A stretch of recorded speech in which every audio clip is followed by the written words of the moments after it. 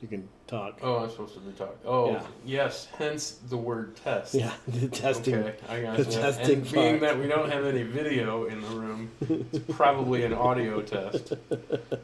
I hear what you're saying to me then. All right, hey, welcome to the Unbroken Ground. I'm joined once again by Jim in our, I guess, monthly podcast now. I don't know. For a while, at least. That's what we're doing. Where we talk about nothing and everything. And And then nothing again. hopefully. Sometimes it's something. Really something. Yeah, sometimes it is really something. All right, here you go. Since I don't have any topics, from the list of the 101 funniest topics that you could have on a podcast, we'll start at number one. Number one. The- Starting big. No build up here. Just, Nope, number one. Just going home run. The worst First advice, the worst advice ever given. Worst advice ever given. I don't think you have to limit this to yourself. Like, if you think there's just some historical advice, like the worst advice ever given, you can bring that out as well.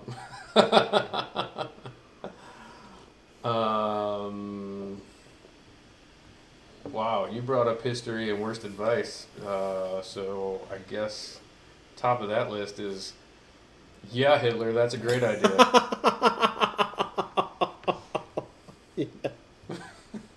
I mean, That's, if you're gonna, that's, I think, like, God. that would be the top of the worst advice. Right up there with, yeah, keep going, Stalin, you're doing well. Let's see. I mean, that's all even our grandparents' age. We could go back in history and, hey, Genghis, what would it be like if you ruled the world, buddy? I mean, that was good for him. It was mean- good advice for him. Yeah. I don't know about African history, but I'm sure there's a bunch in there, too. I mean, Yeah.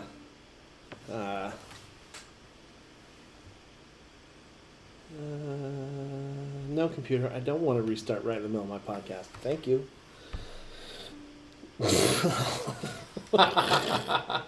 Ba-dum. okay. How about now? Well, you know, we're having technical issues here in the right at the beginning. Worst advice ever. Yeah. What's the worst advice you ever think you've gotten? Maybe it's what's the worst advice you've ever given? Either one. Gotten or given? Yeah. Gotten or given. Worst advice I've ever gotten.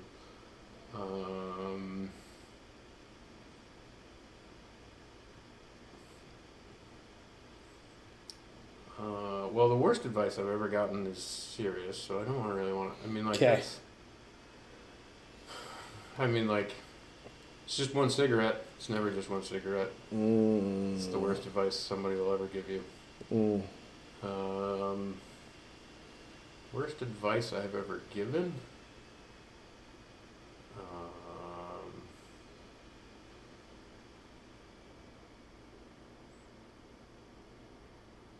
So,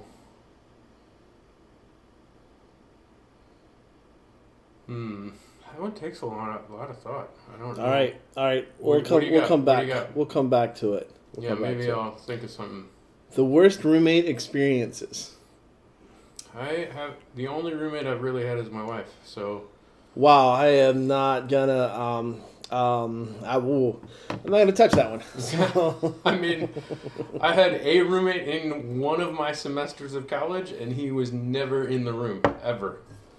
That So- sounds like a great experience. Yeah, so I can't complain about roommate. Like, I don't have a worst roommate.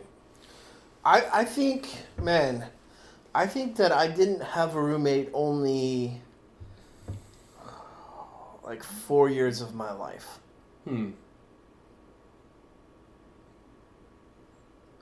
Does your brother count? Yeah, I'm counting my brother. We shared a room. Okay, so growing up, we shared a room for a while. But I think as soon as we got to be teenagers, we separated out. because my parents quickly realized two teenage boys in one room, it's just going to end up with holes in the wall. Yeah, we didn't do that. We stayed in the. We moved to the bigger room. Oh, okay. So, and the. Well, it's just. So I'm still bitter about this. So I'll tell I'm bitter about this story. It makes sense from an adult perspective, but if you go back to like non-adult perspective, you know, if we're gonna be childish, then you can be bitter. So Okay. if you'll be childish with me, we'll be better together. All right. So we moved to a new house, a new town, when I was going into the summer before my second grade year, and in this house there were 3 bedrooms, and the smaller of the 3 bedrooms, in fact probably the smallest, had zoo print paneling, wood paneling that was dark with white zoo animals like on the paneling. Okay. And so that became So dark stained wood. Yeah, like real with dark. White animal With- stickers on it. I don't remember if they were stickers or not. I will say that I am a little old, so I can't remember. I mean, what whatever it they was. were. It was white animals. white zoo animals, Just like all in over the patterns. Yeah, like repeating patterns. So like you would, like you know, paneling. So the good old. Okay. We're not wallpaper anymore. We're paneling, Right. but dark, like Yeah. super dark, Yeah. with white animals, just like in like blocked patterns. Okay. And so that became the boys' room. That's that. So So like zoo animals, you mean like elephants and rhinoceros and I that think- kind of zoo animal, or yeah, like lions farm and animals? no, like lions and tigers and maybe giraffes. I mean, like it Okay. was like African animals. Okay. So it became that was the boys' room. So we started life out with a bunk bed. I remember a bunk bed. Yes. Metal frame bunk beds. This is an important part of the story Okay. to know that this is a metal frame bunk bed. Okay. But we had the smallest room, so the only time prior to the kidney incident, the only time that I had ever gone or needed medical attention that I can remember, we had taken the bunk beds down, and this, remember, is the smallest room, Okay. and so we put the twin size beds down next to each other, and there was not a whole lot of room between the 2 beds because, we had the smallest room. Mm-hmm. I don't know if I've said that enough yet, Sure. but Gotcha. the Smaller room. 2 people. So it was me and my brother, and then we had my sister, and my sister got the bigger room, and she was just one person. Okay. Are you Yeah, on the it's- bitter train with me yet? Because I Yeah, hope so. I got Okay. you. Yeah. That's All right. totally unfair. Is- How dare your parents give your sister the bigger room? I know. There's 2 of you. Yes. You're crammed in this room. There's We're twin beds next to each other. Yes. You have all of 7 Thin- inches to walk around in. so yes. So 4th grade-ish, let's say. Okay. My sister. Oh, and the closet had like this crazy cubby hole that you could like climb up into. Fun. That was wasn't part. It was like a secondary closet off of the main closet. Nice. So Well, see, fun playroom. yeah, what you- I get it. The adult part of me gets it. I'm just we're not getting to the childish brain. Okay. Yeah. Okay. Unfair. But anyway, she's up there, and we're playing Army, some version of that, Sure. and she is throwing stuffed animals, and so I get in my brain, I'm like, this is going to be so amazing. This is going to be, like, of the epic things I do in my life, this is going to be the start, right? Like, I know this is going to be so amazing. And so I'm like, I'm going to run. I'm not going to get hit by the stuffed animals because I am going to dive over my bed and I'm going to land in between the 2 beds. And so Metal beds. the 2 metal frames Okay. in between, I run, I take a leap over my bed, And head first because we're all in, right? We're not Yeah. head first into that opening. Yeah. At which point I conked my head right above my I think my left eye, I think it was, right against the metal frame of the bed. Sure, absolutely. And split my skin There's no open. way you're coming straight down in that hole. Not. You're going sideways through that hole. I was never fitting in that hole, but it was it was gonna be epic. I was gonna dive, and then Okay. I was it kind of was epic. Mm. How much blood did you leave on the floor? A lot. I was Heads definitely bleed a like, lot. yeah, Sunday afternoon. I was like, it didn't really hurt, but I was like, oh, I'm bleeding, and so small town. We had to call. We had a doctor who practiced, Dr. Tan. You could not understand him Okay. because he was just not good at speaking English. Okay.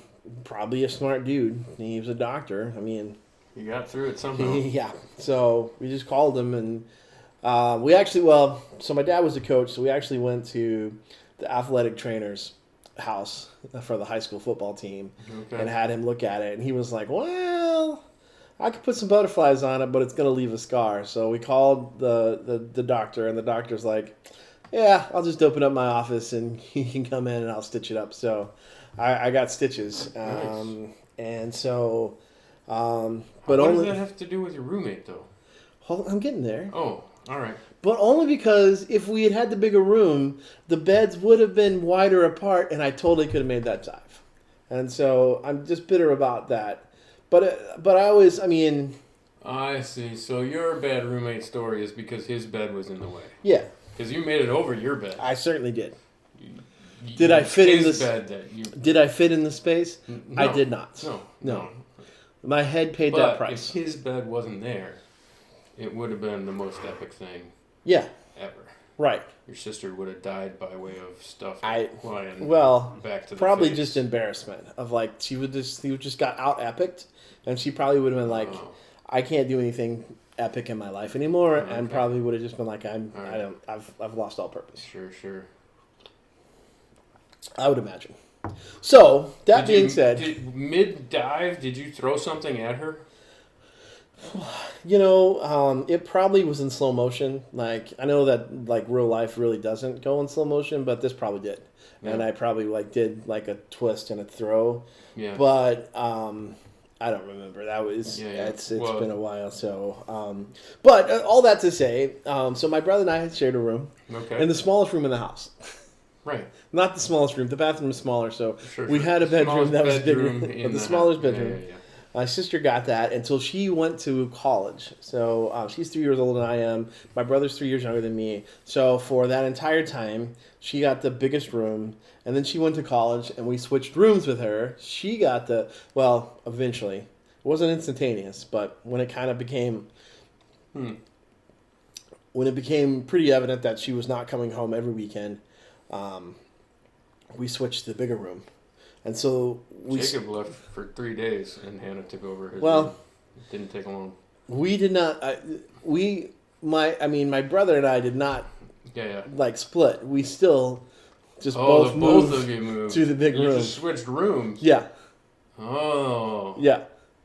interesting. So most of my So life, she needs a room when she comes back. true. That makes sense. Yeah. I got it. Okay. Yeah. So most of my life, I gotcha. I had a roommate. Okay. Okay. That was not my worst roommate. My college roommate was my worst roommate stories. See, we had bunk beds. We played together. My brother and I we probably mostly got along as kids. The only story about like roommate-ish that I remember about my brother is when we didn't share a room. His room was directly above mine because I had moved into the basement. And so he was on level 1 and I was in the basement. And his alarm he would never wake up to. And it was going off, and it went off for like a half an hour straight. And I had an air horn in my room. So I walked upstairs and I put it next to his ear. He was dead asleep.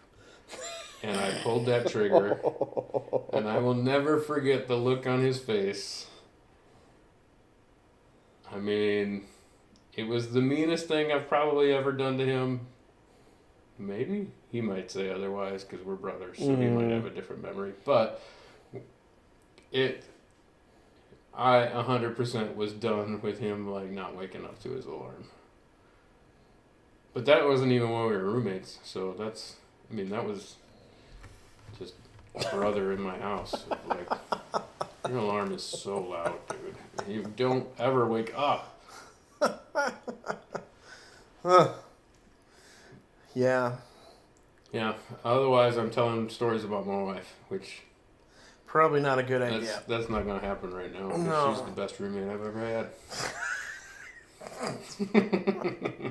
Why do you have that weird tick, Jim? That's you okay, buddy? Yeah. Yeah. I mean,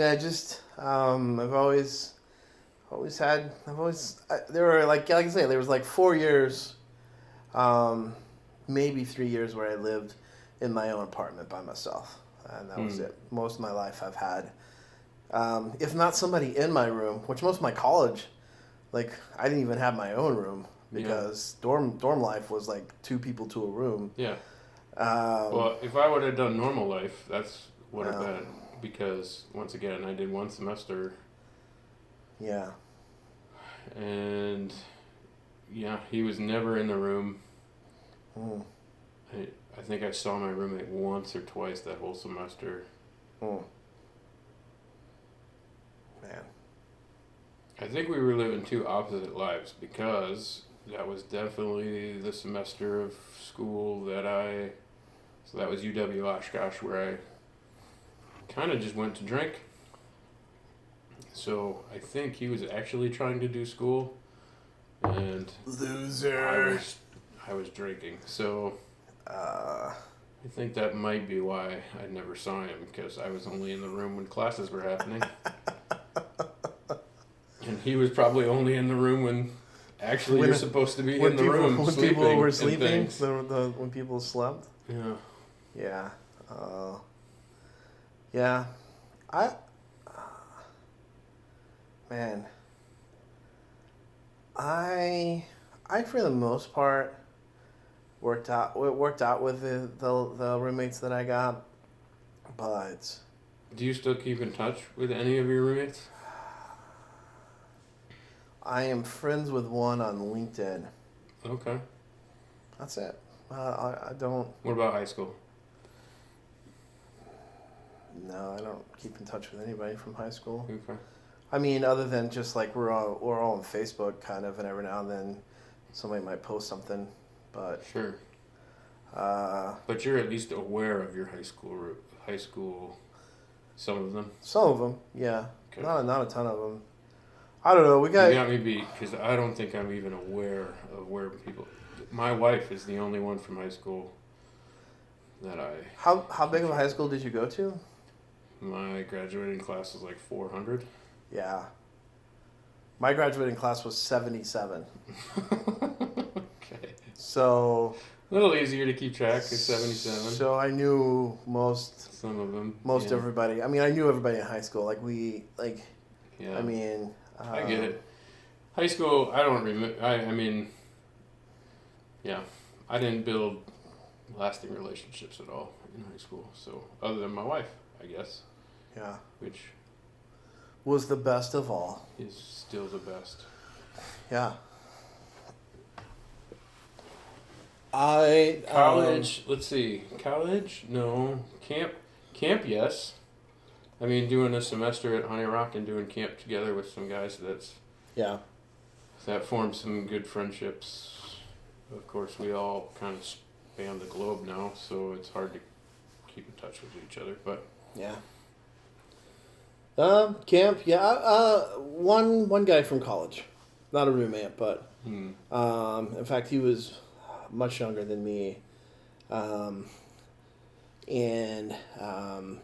we actually ended up back at seminary together. Like we both left college and Oh, then wow. Okay. kind of ended up back at seminary together, so we kind of reconnected that way. But yeah, no, it's. I mean, like I say, I'm still friendly probably with some. I've actually think I've like had more people like friend me on Facebook that were from like high school or were from my town when I was in high school. So 50-year reunion coming up.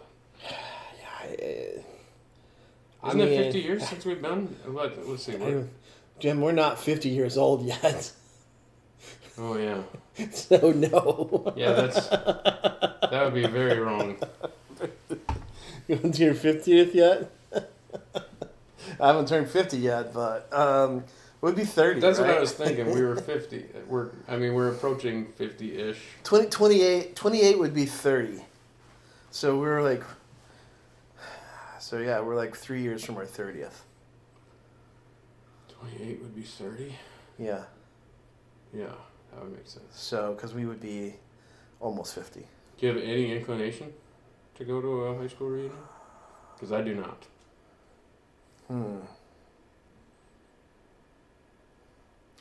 I do a little bit. Okay.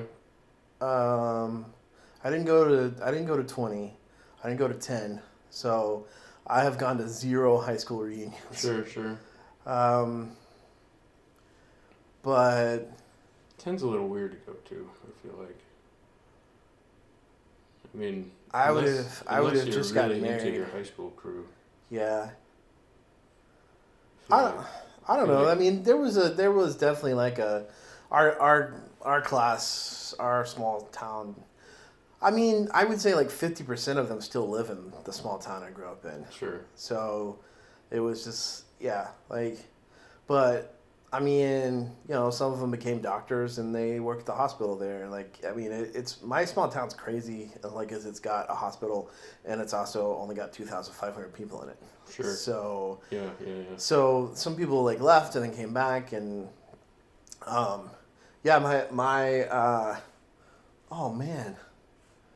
my mom gave me. I went back for Christmas to Texas this year, and my mom gave me a book of poetry and other things that I wrote when I was like in the 3rd and 4th grade. Oh, priceless. We might have our next podcast there. Walking down memory lane.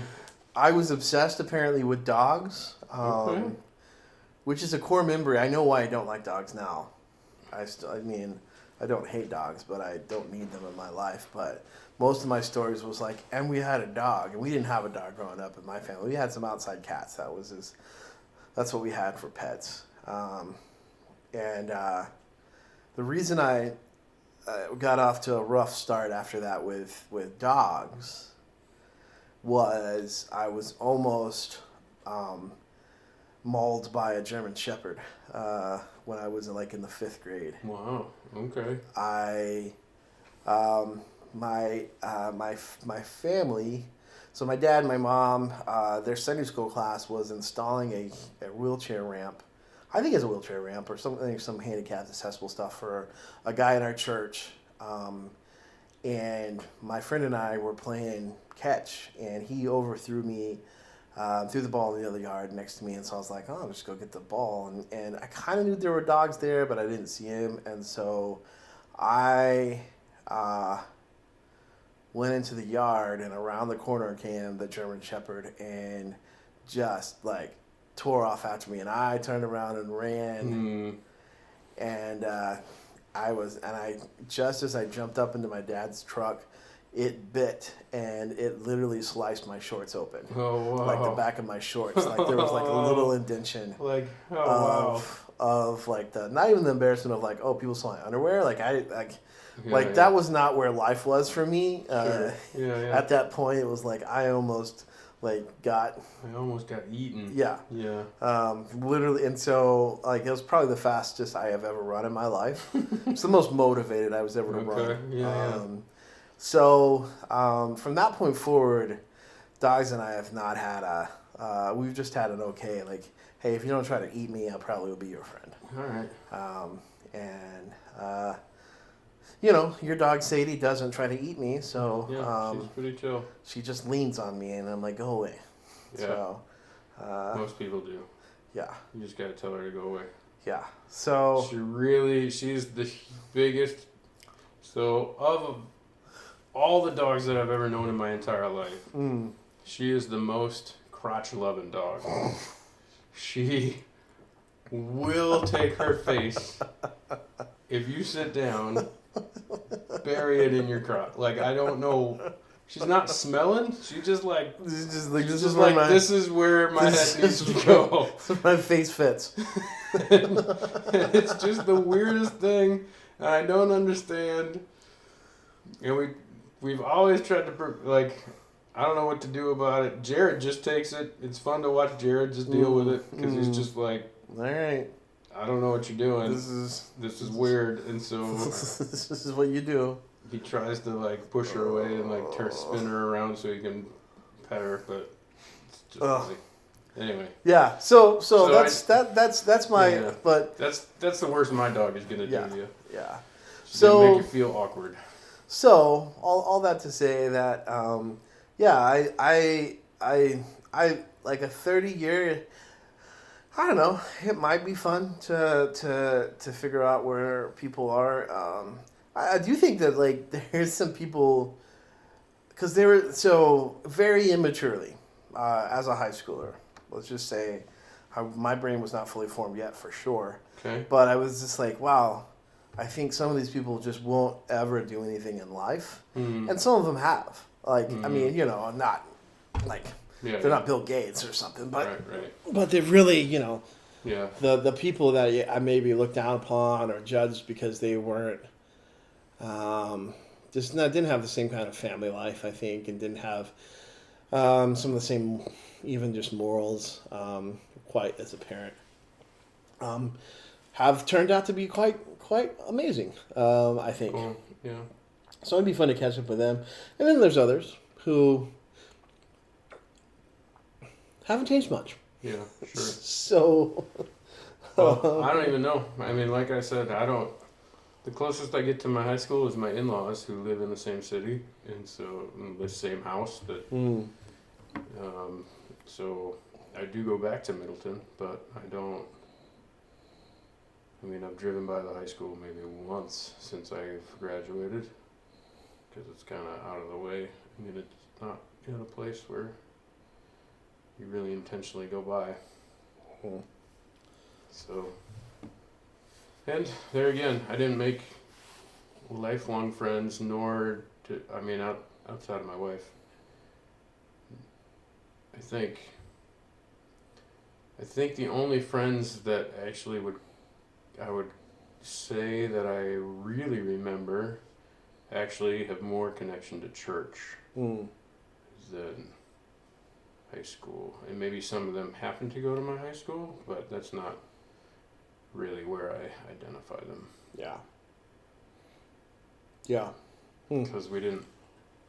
I mean, also in high school, I wasn't trying to hang out with church people, so... Like, I'd go to the youth group, but if I saw him at school, it was just like a head nod or barely an acknowledgement kind of thing. Yeah. Yeah, So I was probably that loser that you were looking at and being like, that kid's never gonna amount to anything. Yeah. And now look at where I am. I'm a full-grown beggar. On sabbatical. On sabbatical beggar. This is... Wow, I'm reevaluating my whole life right now. I mean, yeah, you probably were in that group of... I don't know. It's an interesting... It's an interesting thing because I didn't know how the other side lived. Like we probably were on the others, like in high school, not to reveal your past any more than mine. We probably were on different sides of that experience. I mean, I guarantee we were.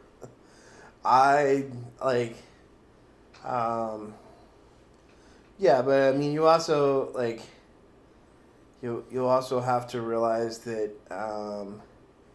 you know I was a good Southern Baptist, and so anything that was outside that realm, so drinking alcohol was pretty much akin to also just proclaiming you didn't love Jesus, whether you did it in moderation or not. Mm-hmm. That was like well, you're really slippery sloping it there just by taking a sip. Yeah. And those people that did communion with it, I mean, pooh. I mean, so yeah, no salvation for you guys that actually believe that becomes the blood. How dare you? How dare you actually think that this is? Yeah. Just, I love it. I love it all. I love it all. I think that's what's interesting about thinking about your past is how different, how maybe in the high school building you and I were walking through two different realms, two opposite perspectives on high school, but then probably when we got home, we're probably more similar there than anything else. I mean, because you grew up in a Christian house, I grew up in a Christian house. There wasn't ever alcohol in my house growing up. A lot of those mentalities, even though we weren't Southern Baptists, so you guys kind of take where we end and kind of amp it up a little bit more, but we were still Baptist growing up, and so just more North free ish. But that whole, I mean, that's still a core. Yeah. I think that's true. Like, I think that, although it would have been very unique, but so I would have been nice to you. I was nice to everybody. Mm-hmm. But we just wouldn't have, like, on the weekends, you probably wouldn't have been the crowd that I hung around with. And you, like, and that was pretty well defined. Like, oh, those are the people that go out to the pasture. Because, yes, I was in the country, and people had pasture parties. And I mean, our senior party was in a field, so I can't say anything. Yeah. But that was kind of the idea. But I never went. I didn't know what really went on. I don't really, I had my ideas that, like it was probably the worst possible things that could happen, that it probably wasn't great places for high school people and kids to be and making bad decisions, but it probably wasn't as bad as we let on or often thought. But I mean, so yeah, it'd be interesting, I think, to hear how people have turned out and if people are how different. I don't know. I'd be a little bit hesitant because I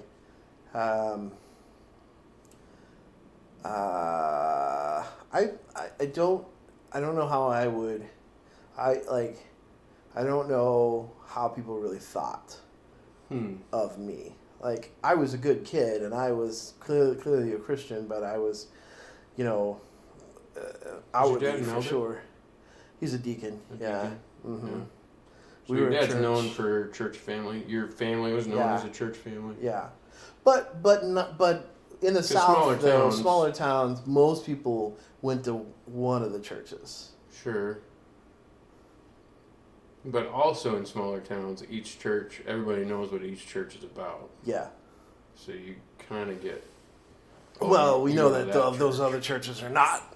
They're in a little bit of trouble. At the best. Well, if you're Southern Baptist, then for sure. Although my dad was best friends with the Church of Christ preacher, so I don't. Explain that. Well, I mean, that's because adults have a different. Anyway, I think that's an interesting thing that I've noticed about Lakin is how it's very much like a mini cultural experience. Like, if you're going to talk about culture, if you're going to talk about the American culture versus Lakin culture, in America, as soon as you identify yourself as a denomination or some kind of demographic, people say, "Oh, all right, well then I know what you think about all of these topics." And I think in small towns, what I've noticed, or living in Lakin at least, what I've noticed is it's very similar in unexpected areas of like, oh, you go to that church. Oh, you're part of the IGA crowd versus the Dollar General crowd. You know, like, because we have two places to get groceries, and it's super interesting to see who goes to one and who goes to the other. Yeah. You get gas at BP, you get gas at Casey's. Like, there's weird ways that people are like, oh, you're one of those people. And you're like, I don't... It's the closest when I look at my gas gauge, and so I go there. Like, I don't understand what people we're talking about. You're part of the uppity people that get gas at Casey's. Yeah. You need to join. You're going to go 3 blocks out of town and go to the BP or whatever it is. Like, it's just kind of weird. And I don't know if all of those are real, but those are just quick examples of... I mean, those are just things... yeah, I'm not trying to be super specific, but I just noticed there's little things that when you're really diving deep into your own culture, and by your own culture I mean very specifically your living situation, that the same things that you get kind of angry about nationwide are happening on a more intimate level, closer to you. Yeah. And so, I don't know. So this is an interesting question to me. It's an interesting question to me because I started hanging out with fifth graders a lot at church and kind of... That's glad you added the church. Just in general. Otherwise, I like Minecraft. What are you walking the mall? Where are you meeting these fifth graders? I like Minecraft. They like Minecraft. Don't question it. Fifth graders don't like Minecraft, do they? Still? Yeah. Oh, okay. That's the one, huh? Yeah. So I lead. That's my age with small group that I lead is fifth grade, and they found themselves into at our church. The fifth and sixth grade has kind of struggled because we do youth, which is fifth all the way to eighth, and that's a huge gap for the fifth graders and the eighth graders. And then on Sunday they don't fit into children's church, but they also aren't really built yet for 45 minutes of talking. Right. So we've kind of trying to figure out how to fit that, and so we've been hanging out and one of the things that got brought up, so they get to ask questions is kind of one of the leaders kind of bringing that out. And one of the things that they were asking about, I forget the exact question, but it was like, what makes you feel safe, like in a group setting, or like in a community, or in your family, or at church? What makes you feel safe to be able to really truly express your questions and your thoughts, your opinions? And one of the things that I would say that still marks me to this day that I have experienced is partly, I think, because I grew up in the culture that was so judgmental against so many other types of churches and religions, people in general, that there's a part of me that is, I try to avoid going out on a limb because I think people are going to be like, oh, they're going to put me into that box. And so I'm like, well, is it safe to say, like, And this is just another. I mean, just to give so if we're talking about that with fifth graders, like what is it that makes you feel safe? Mm-hmm. You know, but then like the other day at work, you know, we've got so we experience I experience the joy of working both in person and then with a bunch of people remote. So there's people that I only know through a computer picture screen, like, and some I just know names, and like there was somebody made a joke, and then they kind of were like, "Oh, I'll put my dollar in the heresy jar," and then somebody like kind of came behind and were like, "Yeah, you're right. That is heresy. Not like in a haha funny sure like moment, but like, yeah, no, let's not mince words here. Right. That's okay. heresy. Yeah, like, yeah. and You're like, wrong. yeah, and not for something that was heresy. So, but I was just like, are we bringing that back? Are we going to start? Should we start like calling things out as heresy? Like, is that like, and then of course as I am, you know me, I'm like, well, how are we going to define that? Like, how are we going to say what is heresy? Yeah, like, right. Like, and then I mean, from there, really, it's burn people at the stake, right? Isn't that the next step? Like, is it once we get the heretics, then we burn them at the stake? Right. But sorry, so that's a little bit over the top. But it's one of those things. Like even at college, like when I was at college, that's when for us, Calvinism, neo-Calvinism, like really took off. There was these people that went to this camp, and one of the camp leaders there was like, "You guys are all now Calvinist, and you'll go back and be my Calvinist converts." All and right. came back, and Calvinism, if you've never experienced it, is very concerned about being right and knowing everything and being arrogant and prideful in those ways. They probably wouldn't say that, but that's how I experienced them. Right, you're kind of pulling back that lens a little bit. All right, we see what's going on there. And I was like, there was just something in me, almost like at a cellular level, to get like spooky spiritual here, also to tie it in. That I was just like, I can't go to the links that Calvinism goes to, and part of it is just like, I can't believe there's just my inner being, myself, my core just can't believe in a God who creates some people just to go to hell.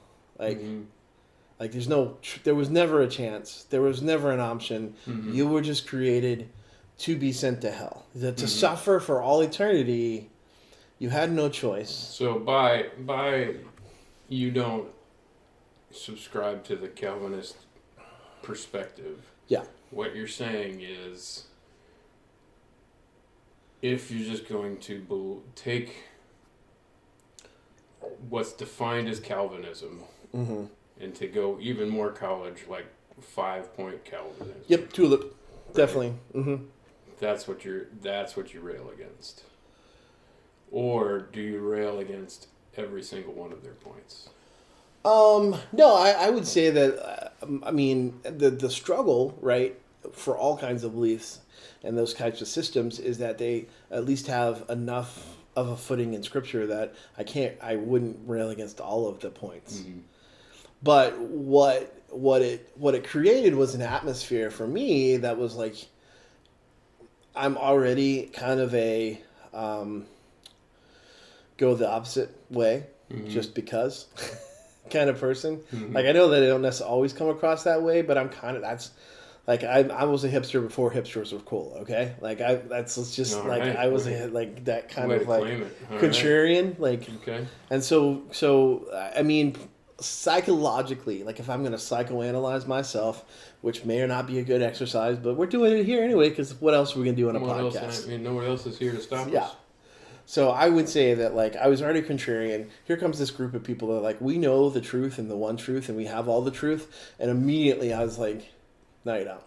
Yeah. Like, like I was out. But because I knew I was out, there was this never truly defined and probably didn't exist in the way that I thought it did, but like the like I just imagined that there were the ins and the outs, and I was, if you weren't in the ins with the people who all believed in the Calvinism, you were in the outs and you were being judged because they had the right theology and you didn't. Mm-hmm.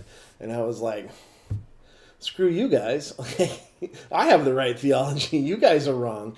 But it wasn't safe to even just have that discussion. Now, there were some people that I did have a good discussion with and that I really respected who were like, I mean, yeah, I believe like these things about the Bible, but you don't have to. Like, I hope that you would, but like we can have and I was like, oh, but there wasn't. But that was the rare type of person, where as in most times when you're forming a Norman and Storman and all those things in groups and colleges, a big time of that, like you're in or you're out, right? And so like I just I just felt like there was often a target on my back because I didn't say things just the right way. I didn't go to just the right church. I didn't have just the right theology. Sure. And so I still think that I still know people that I like, even at where I work, is like, oh yeah, I'm not gonna share what I truly think because they're gonna judge me. Yeah. And I'm not gonna like, and then Well, like I don't think I'm wrong. Like, right. but I don't think that I would truly be free to be real because I need to stay within the image of this is what a believer in their eyes looks like. Okay. Yeah. I think that's sparking a whole bunch of different conversations in my head first of all, I think what you're saying, let's go big first. Okay. So I think what you're saying is a reminder to me of the world hasn't changed. Yeah. As in, we make such a big deal about social media and people blowing up and people not agreeing with you and attacking the other side. And I don't think that's new at all. No. I think you read the Old Testament and guess what happens when they don't agree with another tribe? Read Judges. Yeah. Not great stuff. Like, not and I mean, just go through history, and that's kind of how things would work out. Right. Substantially, it hasn't changed, but I do think that you might get to this. There's aspects that are changing. And that I'll agree with. Yeah. But the mentality, I think why it's changing, why we think it's changing, is because we are now giving platforms to pride spaces in our head that haven't been there before. You're gonna have to unpack that because pride spaces is an interesting choice of words. So tell me what a pride space is. So because you and I went to college about the same times. Yep. And we both went to 2 Christian colleges, right? I mean, you went to seminary when you were talking. I went to seminary. No, I was in a public undergrad. Okay. So, but when this Calvinism, but the group I was living in amongst my community was the Baptist Student Ministry, so it was like a subsection of the private. But so I wasn't at so it wasn't like surrounded by Christians. Surrounded by Christians, yeah, for sure. So you were like a good Christian. I was with Christians. Sure. I didn't hang out with I went to a liberal arts Christian college, and so the whole Calvinism, Arminianism, and then open theism at the time were the 3 big conversations going around the theology department. Just as students, because that's where your heads are. Yeah. And you're students, so you're all trying to be right. And still am. I mean, I remember professors telling me, you'll have less to repent of if you don't believe this this heresy, referring to different theologies, which I get. I mean, okay, I appreciate that, but that's he was certain that he knew the truth. Yeah. And in that certainty, and unfortunately for Calvinism, it becomes really apparent that you're certain about things that... It's its biggest, but I mean, because it's the biggest draw. It's its biggest proponent is Sure. like, Sure. here is you can be certain. Yeah, because they want it, and I would argue even a little, well, whatever. Anyway, so it's just one of the theologies that needs to be right. Yeah. And so, in that vein, with everything that goes beyond the gospel, you start getting spaces in that theology that may or may not be correct. And if you're going to land on this has to be true so that this next thing has to be true, I think that's what I'm talking about as far as pride spaces, is where, because I'm so certain of this, and this is how I interpret these verses, and they point to this idea, and so that idea must be true, and then you take one more jump of, because that's true, this also has to be true. And it doesn't necessarily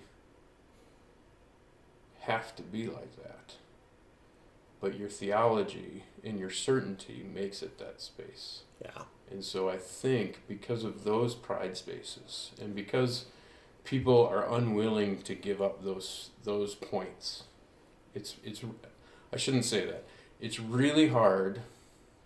I think you and I, because we know each other well enough and because we land very similarly on the theology, we're like, I don't care, whatever. I mean, like, are we talking about Jesus? Are we talking about sin? Are we talking about resurrection? No? All right, well then everything's free. Let's go. Let's question it all. Why not? Yep. I mean, like everything out of there, everything outside the gospel is questionable. You can question it. It's okay. Right. Because God will bring you to truth. Yeah. But I think as soon as you land on a certain theology, you've eliminated possibilities for some of those questions. Right. And that's the pride space that the head pride space that I'm talking about. Of it, because it may be right, it may not be right. Yeah. If you're not willing to even say that it's possibly not right, I would argue that's the pride space. And I think social media and our modern technology has allowed that space to become more validated, because all we have to do is type some words. Yeah. And then all of a sudden, we get validation from some circle that says, right. Well, this is why that's right. This is why that's right. And I think, we were talking earlier about how do you explain love to a fifth grader? Yeah. And I was kind of trying to explain. I was saying. Earlier, as in when we were having dinner. Like not on this podcast. Pre-podcast. So if you think you missed it, you did not. Go ahead and rewind. Listen to this whole thing all over again. I think you missed it. Sorry, just to clarify. So pre-podcast, we were talking about fifth graders and kind of these. How do you explain the love of God? How that God loves you? Yeah, these bigger concepts of how do you explain God loves you to a fifth grader. And I think one of the things we're fighting in our modern society is the idea that we have so much information available to us that we are finding out about concepts way before our maturity level is appropriate for that concept. Yeah. And so I think we do the same thing as adults a little bit, where on social media, where we're just looking for that pride shot. And so we send something out on social media, or we look for, I have this idea, let me look for a validation for it. And then we get that validation because it's all on there. I mean, you can find it anywhere. I think, like, so one of the things that that I struggle with in what you're talking about is that part of me looks at how does God talk about his love? And part of it's like, hey, parents, tell your children about who God is. Mm-hmm. And, talk about it when you lay down, and talk about it when you wake up in the morning, and talk about it when you eat together. And there is a sense that I think that part of me is like, well, you're just going to have to trust me. Like if thinking it, like talking to a fifth grader and be like, God loves you. Well, how do you know? Well, you're just going to have to trust me, because there is a sense, I think, that you develop that relational, like, with life, and you start to put together the, like, oh, here, I did this, and God was with me on this, and God saw me through this, and suddenly you're putting all of these things together, and you're building this relationship, and so that at the end of the day you go, oh yeah, it's easy for me to go, God loves me. But when you're just now, I mean, in the fifth grade, like for me, the fifth, sixth, seventh grade was definitely when I started asking questions of, like, is God even real? Like, and I think kids are asking that question even younger now, because I mean, you can you can probably get on the TikTok as okay. get on TikTok. You can get on whatever app you want, and there's gonna be people going like, "Hey, God's not real." Like, like that was not, like, that is a thought I had I was afraid I was having those thoughts, but you could get into a place where it's like, yeah, and so, like, and then on top of that, you have this, I think, a cultural thing where even more so we're told that we don't have to listen or trust people in authority. We don't have to trust parents. We don't have to, like, they don't, like, we can if we want to, but they don't just get that, And so, like, so part of me is like, yeah, what I would say is I can tell you the truth. So the truth is that God loves you. That's truth. And in the purest sense of the word of truth, as in, like, it actually doesn't matter what you believe. It doesn't matter how you think about it. It's just true. Like, it's true. No, but, like, you could say this, and that's one of the ways I like to explain it. It's like, but you can believe it's true that you can sit in a chair. You can study it. You can watch other people do it. You can learn all about it. But you don't really believe it's true until you commit yourself to actually sitting in the chair. So you can know all about it. You can know all about the love of God, but until you kind of just accept it for yourself that it is true, it doesn't matter that it's true, because you may believe that it's true that you can sit in that chair, but if you won't live your life by sitting in that chair, you won't. Then it doesn't impact your life, even if it's true. You can sit in the chair. It's true. But if you won't make it part of how you live your life, then you haven't internalized it yet. And as a child, internalizing things is very difficult, because you don't know, you haven't experienced much of the world, and so it's like, okay, well, then you need to. There's people who've gone before. You should trust them. But inherently, we've more and more, every generation, I think, have had more and more distrust of adults and experts, and maybe that's always been the case. But I feel like with social media, with authorities who are able to speak into kids' lives in ways that, not even authorities, but even just like influencers who are barely older than children themselves, speaking truth or not truth into kids' lives. Sure. They don't have the ability to say, who can I trust? And at an earlier age than ever, the foundation of trust is being worn away.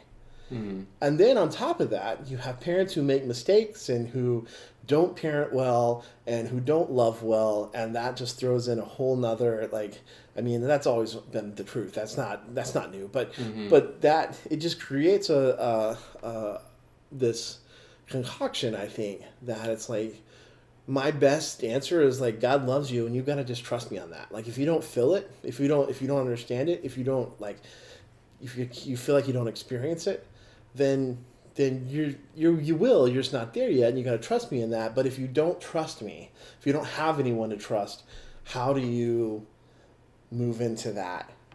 Because it very much feels like that's what, like, Jesus is like, come follow me, because it's like, let's do life together. Mm-hmm. But if you're like, Jesus, like, come follow me, and you're like, I don't know if I can do that. That doesn't feel safe. That doesn't feel allowed. That doesn't feel, I'm gonna hold myself back from that because I don't trust authority. I don't trust older.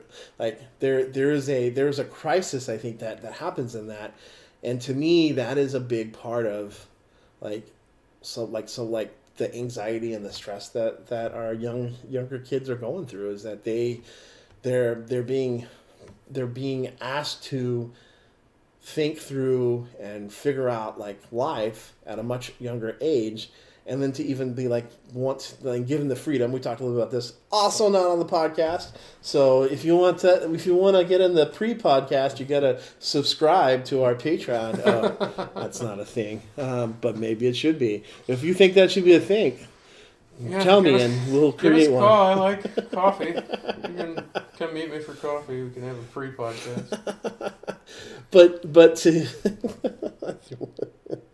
dang it, I threw my train of thought off. But the this idea of, like, how do you help, and it comes back to, like, are you creating an atmosphere that's both trustworthy and safe.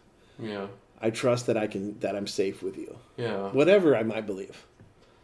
Yeah, and I think when we're talking about kids, it's hard because as an adult, you have to get rid a little bit of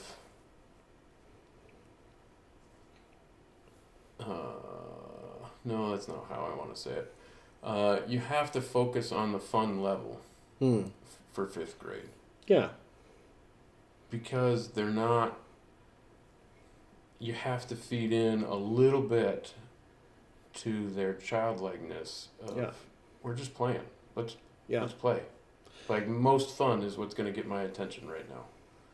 I think that's true, but the thing that has shocked me, I think, is the real life to lack of funness that 5th and 6th graders ask the question. Like there was a question that was basically like, how come nobody likes me? I don't even like me.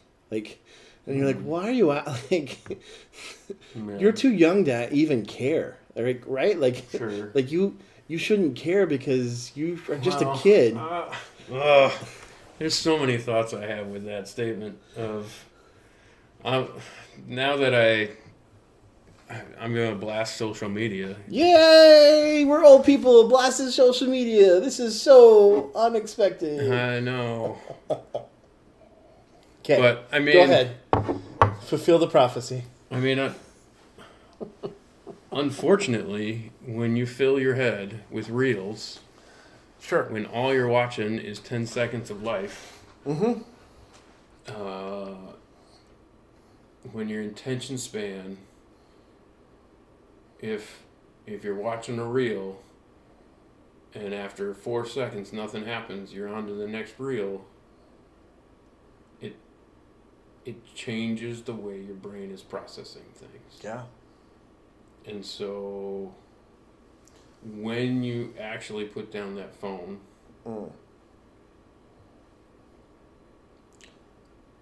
it still has an effect on your brain. Yeah. And I think we're not doing a great job. I think we're getting better. I think we're learning as a society. I think enough people are studying it and researching it, and enough of us old people are touting it hard enough that people are starting to understand you can't just get full-on free screen time, because that's going to mess you up. But I still would argue, especially as I sub and I see high schoolers,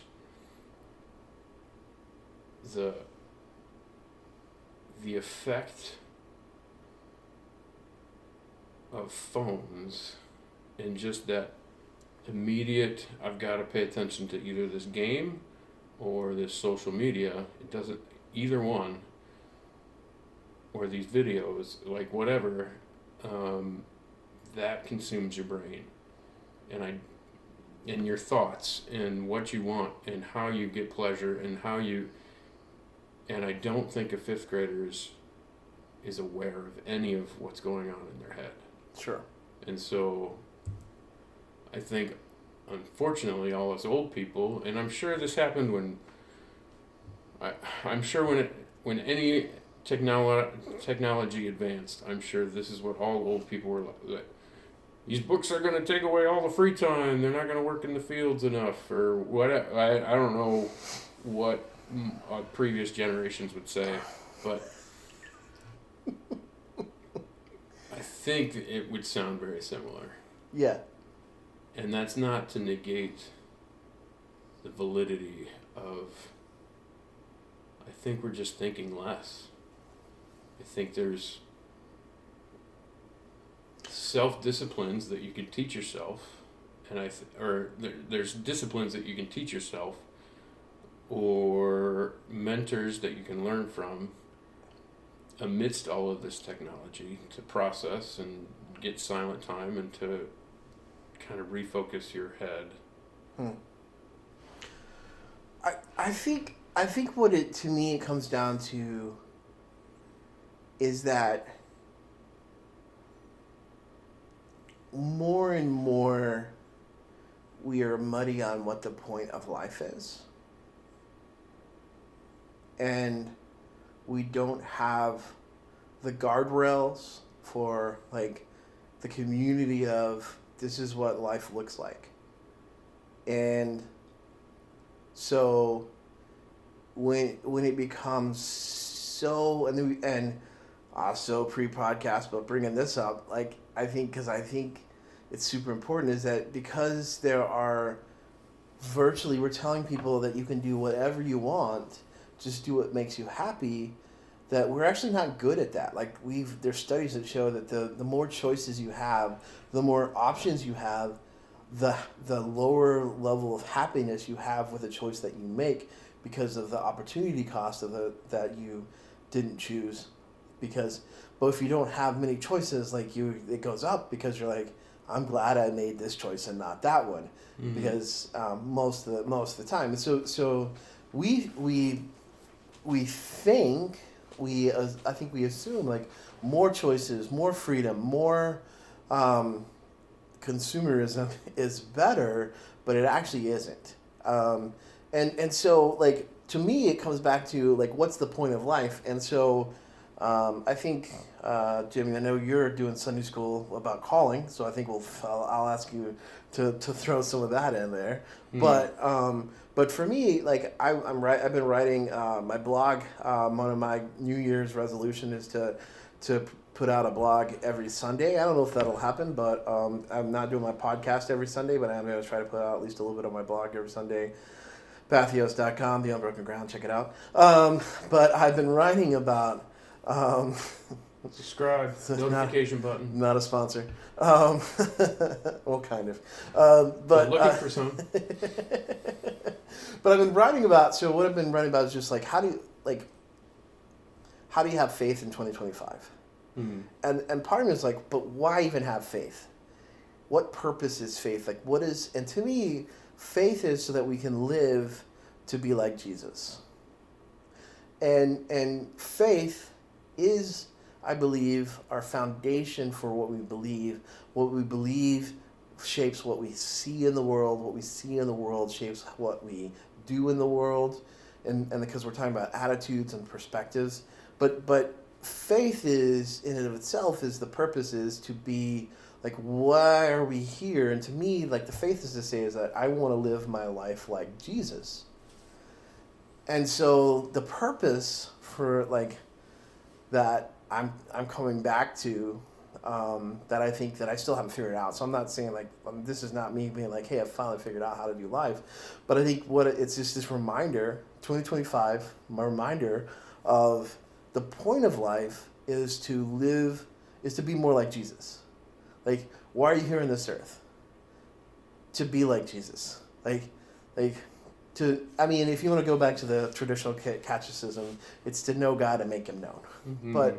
But I like more like to live a life. Like, faith enables us to live a life like Jesus lived his life. And I want to live more like Jesus in my life. Mm. So if I'm going to have faith, it's because I want to be like Jesus. And I think that when we basically keep pushing back younger and younger, you can be whatever you want. If you don't like being it, and again, I'm not even like conservative. We can't let boys be girls or girls be boys. Like I don't, there's a lot of things to unpack that I don't understand about people who are one and want to be the other. Mm-hmm. I don't know any, like, I have lots of questions. I would want to talk to people and who could be open and free and share before I'd even make any kind of, but to even just to be like, no, every choice is available in front of you. To younger and younger kids, I think that's the other thing. Like, it's not just like social media. It's this idea that more freedom is the goal.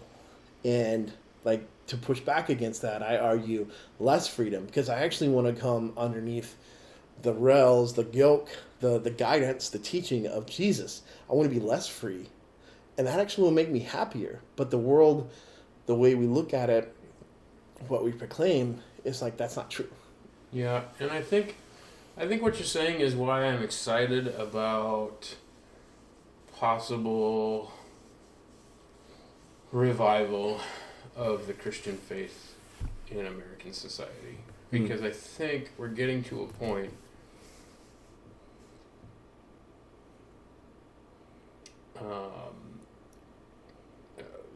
of in society, like what you're saying, of like, there's just so many choices. If I can choose to be anything at any time, then what's the point? Yeah. If I can just, I mean, I'm going to use the word identify, but I mean, if I can, today I'm going to identify this way, tomorrow I'm going to identify this other way. I mean, I think society is starting to wear down on the unwritten rule of like, what is what? Of like, and so there's a popular idea. I mean, maybe it's popular, maybe it's not. I don't know. This idea that I mean, in the Christian faith, maybe it's been name it and claim it, of like, whatever you want, just say it out loud, pray for it harder, pursue it, and God will make it happen for you. And I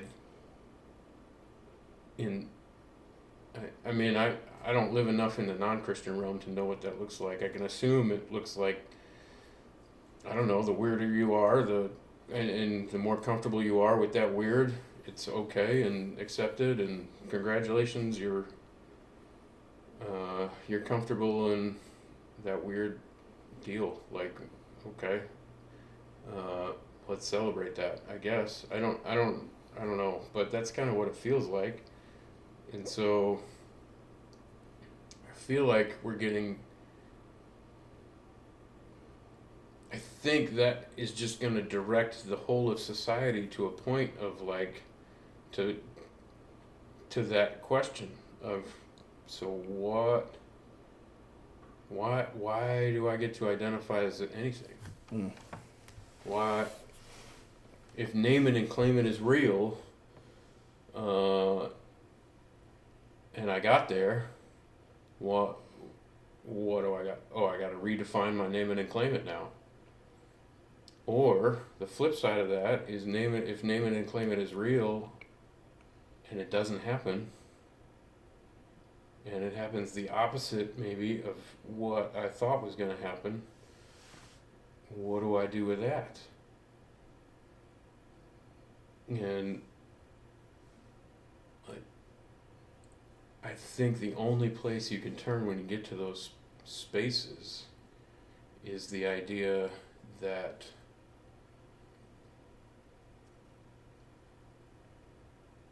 is that idea of faith, and that idea that faith goes beyond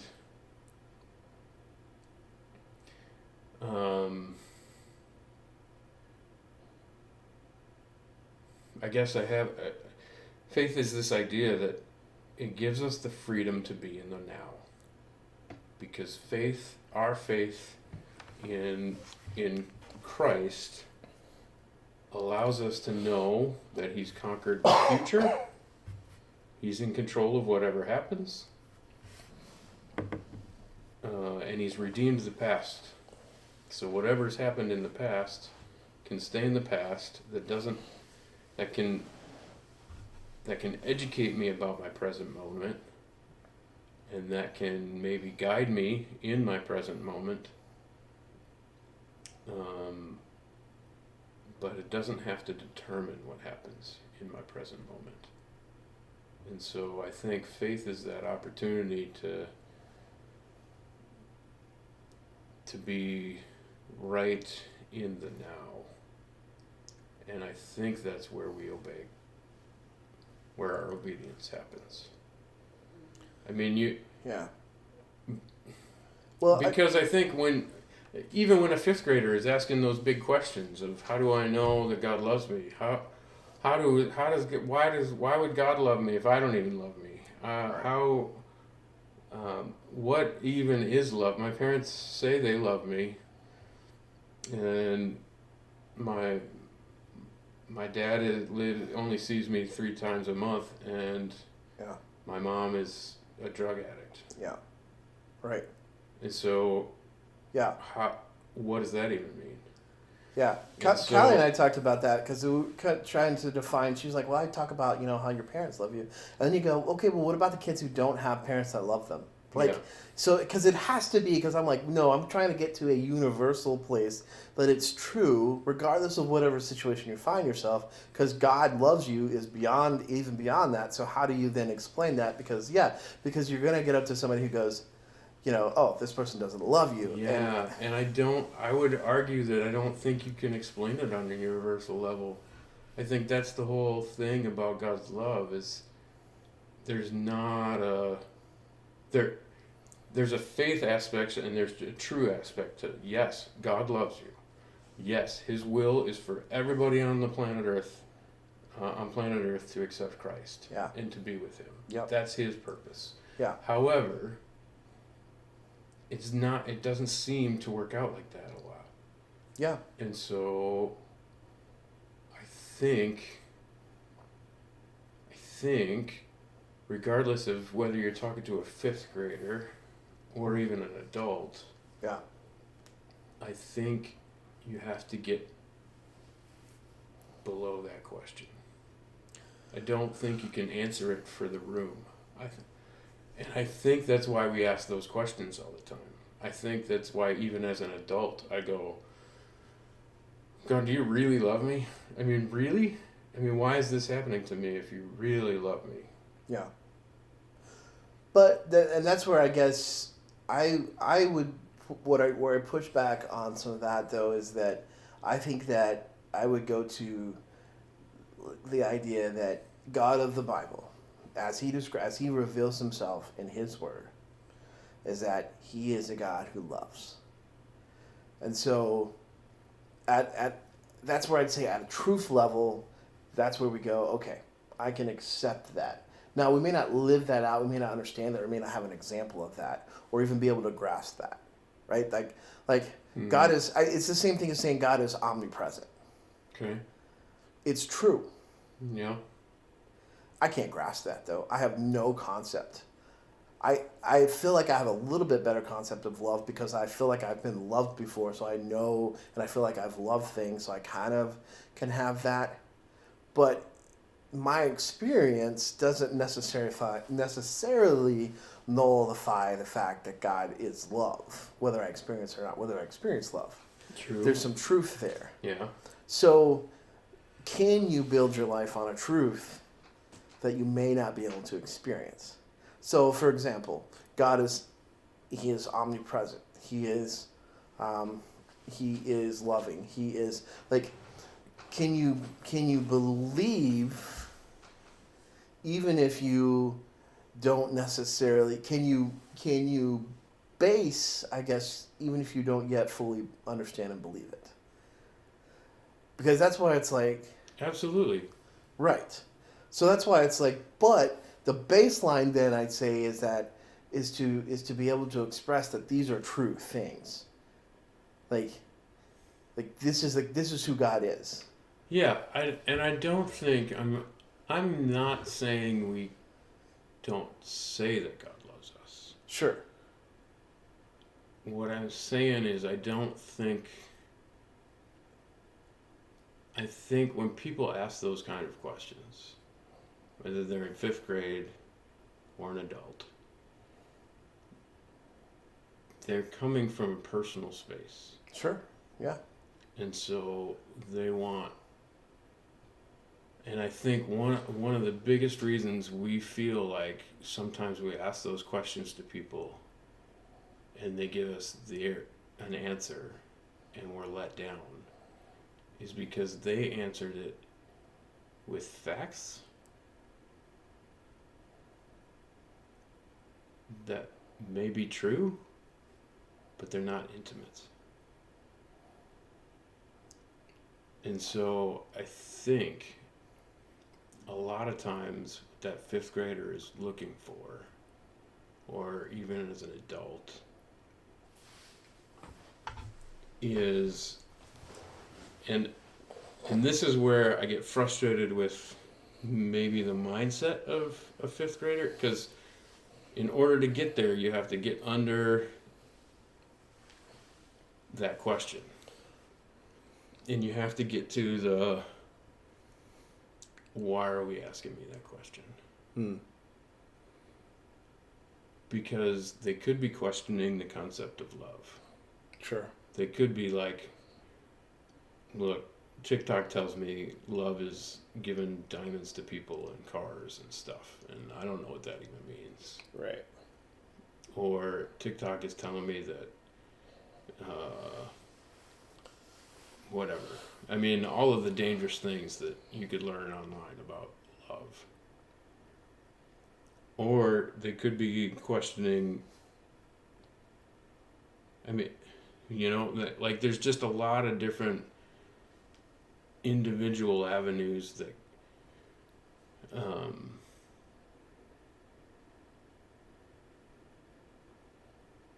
and I think that's, you brought up calling. I think it's very similar to when we start talking about what's your calling. Because if somebody starts asking you, hey, who do you think I am? Like, what do you think I'm good at? They're not really looking for a checklist of what you think. What they're looking for is like, hey, most likely, I mean, they're asking to steer in some certain direction as far as capability, like they're not just looking for, well, you swing a hammer really well. I mean, maybe they are. Maybe I guess that can be helpful. But I think that's what's hard about those kind of questions. I think that's why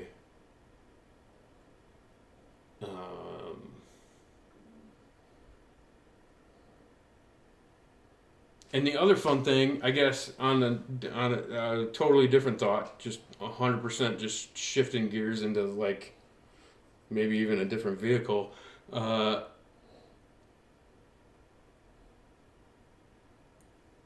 I think 5th graders are asking that question all the time. I mean, like, there's just stages that we're all asking those questions, right? 5th grade is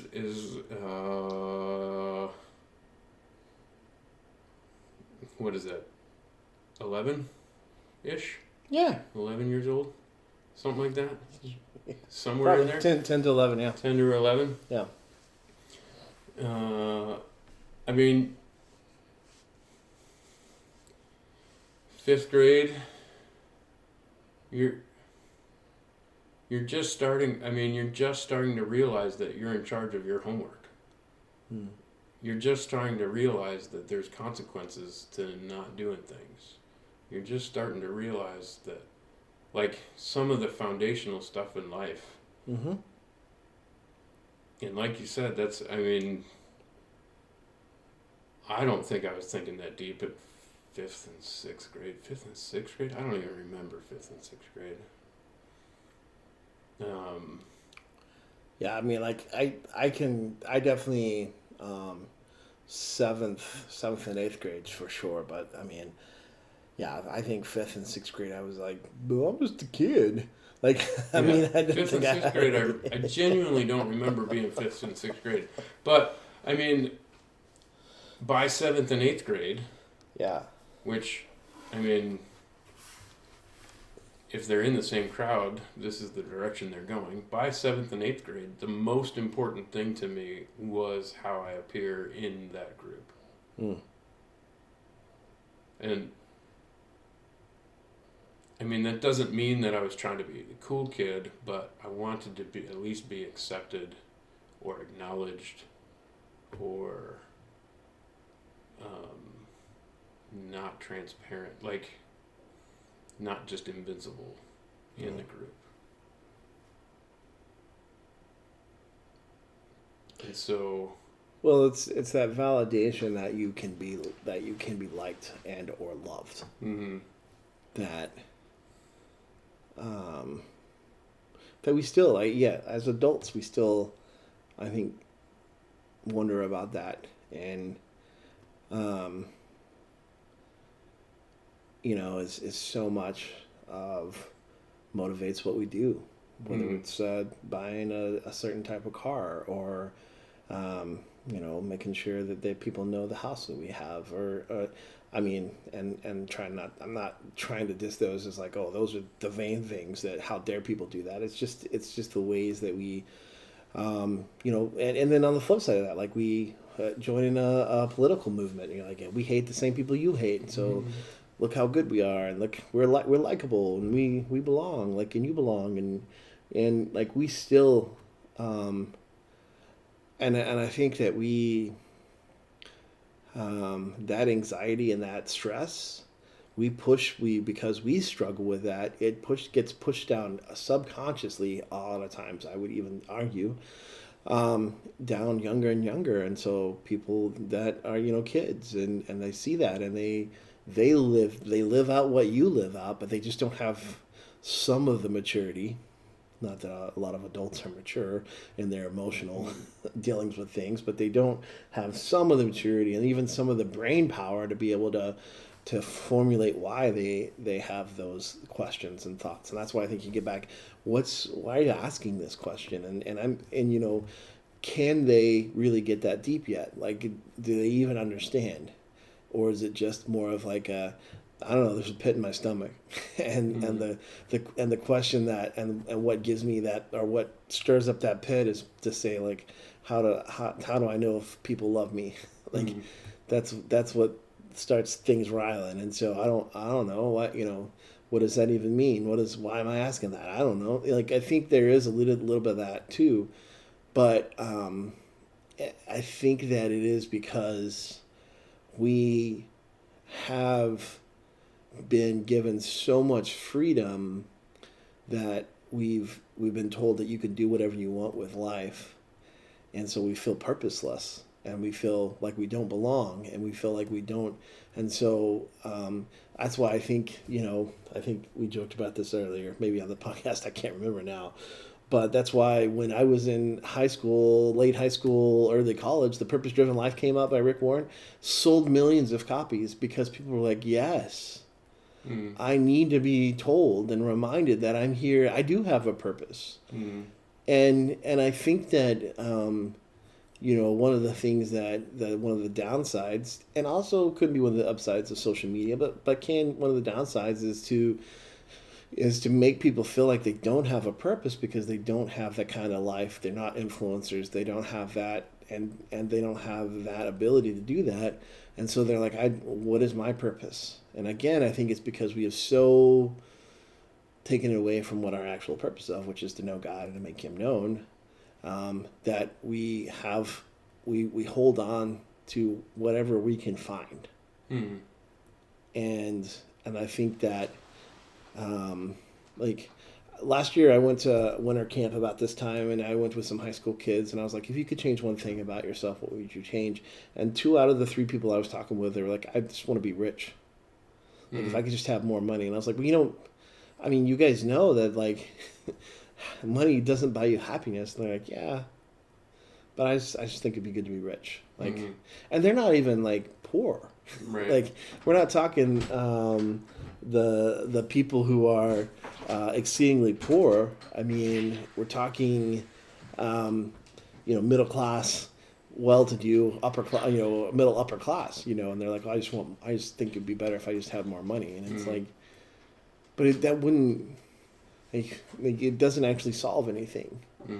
But they don't, they don't know any better. They don't know how to solve anything. Sure. And so they're like, yeah, it seems like money would be a good solution. Right. If I had more money, I don't know, I wouldn't be less sad. I wouldn't be more sad if I had more money.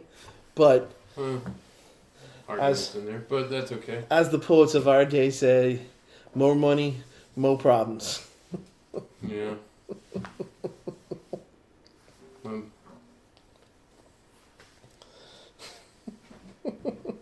Sorry about your shoulder.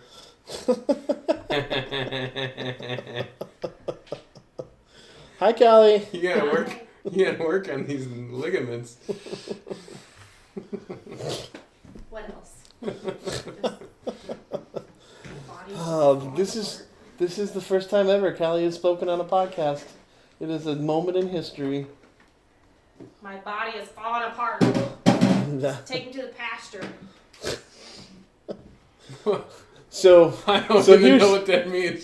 Well, What? let me tell you. What are you talking Let me about? tell you a story. Take you to the pasture? Let me tell you a story. Have you ever heard that phrase?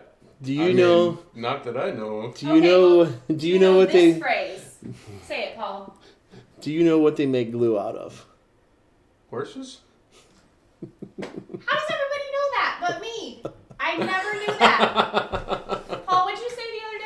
I think it's horse I said hooves or bones or something. I don't know. They said they would take you to the glue factory. Yeah. And she was like, "What are you talking about?" And I was like, "Well, that's what they make glue out of." And she's like, "No, it's not." Oh, pasture is like a Yeah, like an old cow or something. like- or whatever. Yeah. like the air quotes pasture, take Push you it. out to the pasture. Yeah. Oh, But So- he said, just say it's to like the a glue dog. factory. He went yeah. to the farm Just- to the Yeah, the pasture. dog went to the farm, basically. Okay, sure. So yeah, she looked it up I looked because it up. she was like, "What are you even talking about?" And so yes, in the olden days, glue was made out of like old horses. They Yeah. The made them. collagen. That's why it tastes so Yeah. good.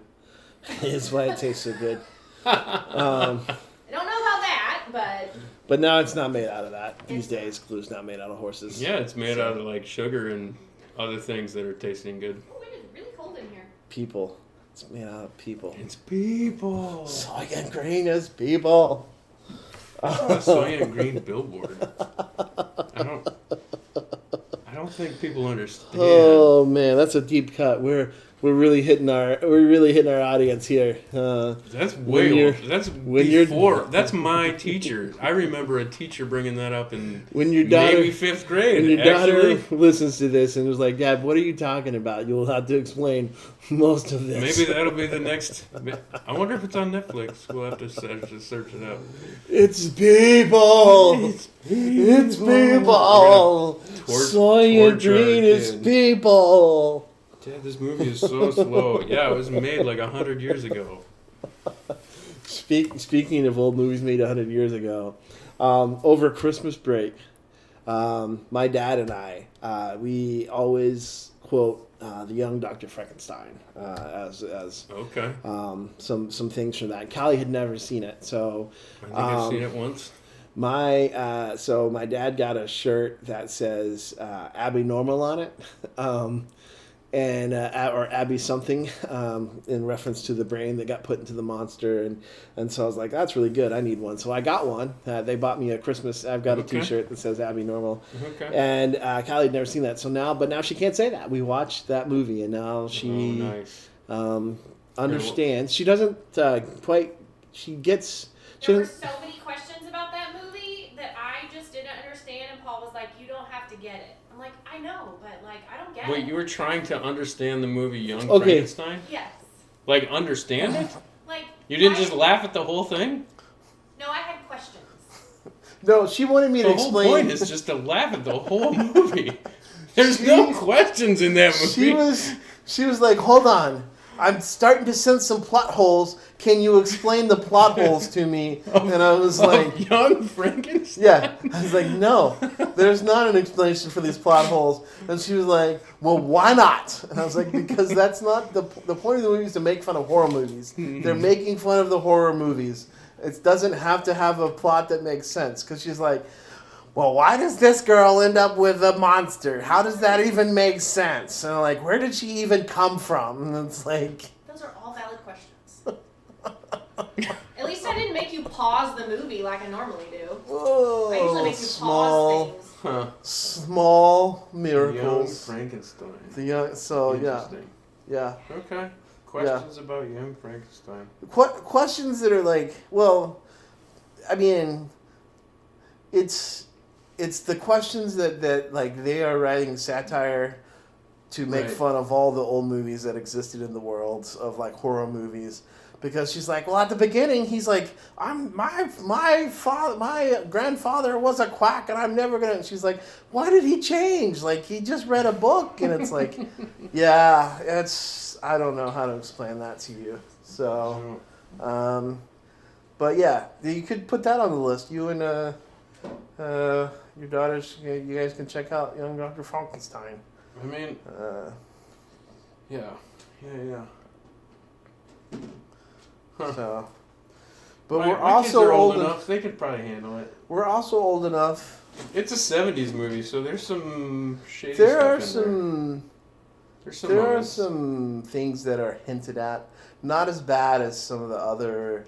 Right. like, I mean, but- it's still '70s, so they're Yeah. still veiled a little bit. Yeah, yeah, Yeah. yeah. There's an actor in there. His name is Marty Feldman. His eyeballs look like they pop out of his head. And so that was the other question Kylie had. She was like, is that like how he looks in real life? So we Googled him. And the answer is yes. He walks around looking like the eyeballs are popping out of his head. Oh wow. Okay. That's he's- his actual look, huh? Yeah, yeah. He had a disease or something. Well, or he just looked like that. So anyway, All right. young. That's. But We we're do not old. condone or advertise Young Frankenstein. But we're old enough that we didn't start the movie soon enough, so we had to all stop it and go to bed so we could watch it the next day, because that's how old we are. We were like, oh, I'm tired. I think I'm gonna go to bed. It's Okay. 9:00. We're gonna Well- have to just. This is a 2-dayer. I mean, shows you how entertaining Young Frankenstein is. No, it doesn't matter what it was. We were just so old that we were just like, We tried yeah, to watch Red One, yeah. and your sister and I Red- went to bed. You finished it. Red one. That's what I said. Well, you said it in a weird way. Red one? We watched Red one. We watched Red one. The Red one. Red One. Red? Red One. What? One. Not the spy. Well, they're both spy movies. Not Red One. Red One with Bruce Willis. Red One with Right. Rock. Like Red one, not Red. Not Red. The first part. First one. Which is also. I Which feel is, like I'm talking to my students at school. Are you listening to the word that I am saying? Red is also a fantastic movie. Stop staring at me. Not recommended, recommended. while you're packing envelopes. That's a terrible idea.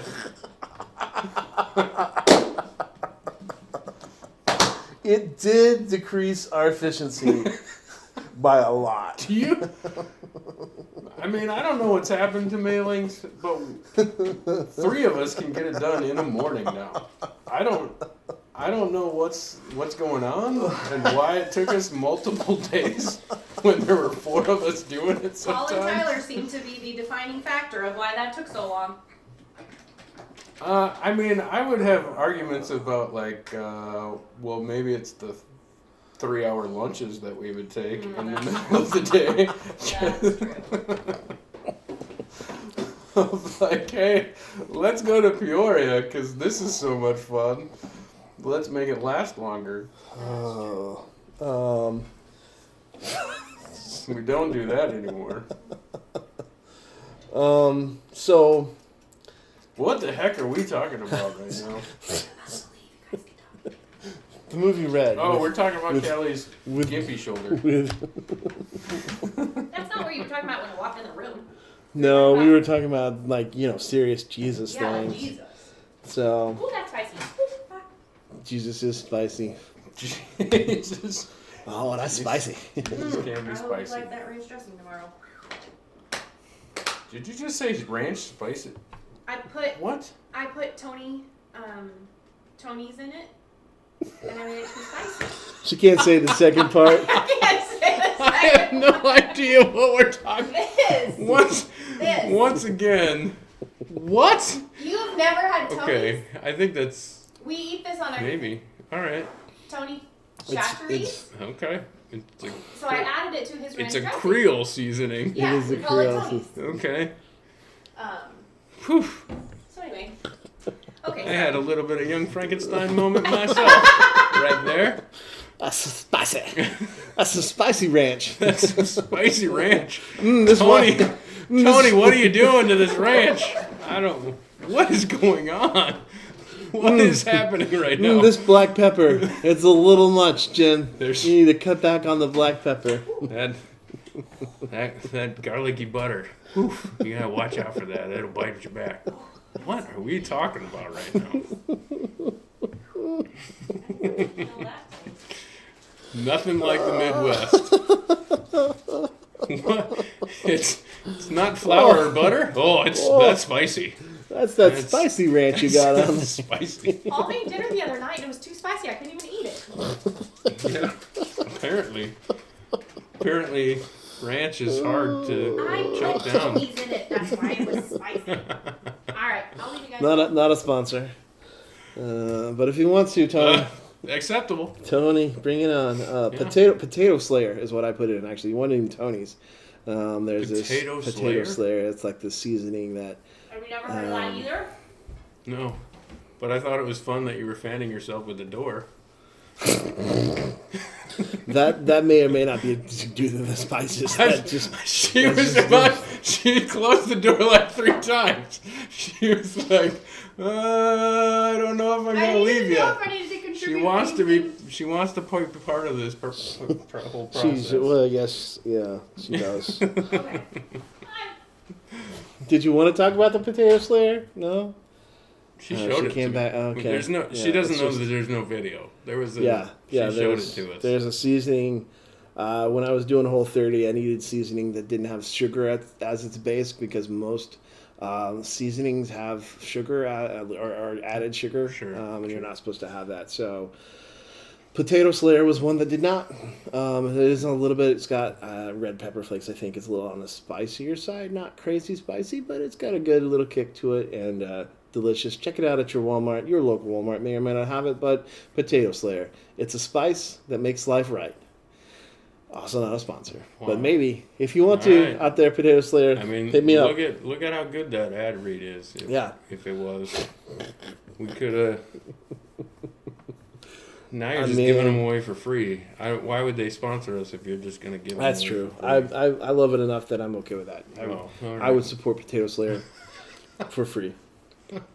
It's delicious. There you go. If you need a non-sugar based, and Tony's is also not sugar based as well. So, Okay. but a lot of spices. You got to watch this. A lot of steak rubs, a lot of like hamburger. They've Sure. got added sugar. Yeah. It's bad for you. Very bad. So, We as Americans eat too much sugar anyway. yeah. I mean, Right. we just went. I just went and partook in Chinese food, which included fried dough covered in sugar. So obviously, I'm very concerned about it. But just True. in case you're wanting to know, some of those spices those spice rubs, they got a little sugar in them. So watch it. I'm pretty sure they don't have. That's the one thing I don't like about that buffet. They Okay. don't have like a spicy, not sweet option. I mean, I guess I didn't try the crayfish. True. 'Cause yuck. But, which I admit, I had them once. I'm only giving them one shot. I get it. Maybe somebody. You're can in the do it. Midwest, and so that level is probably what Midwest is okay with.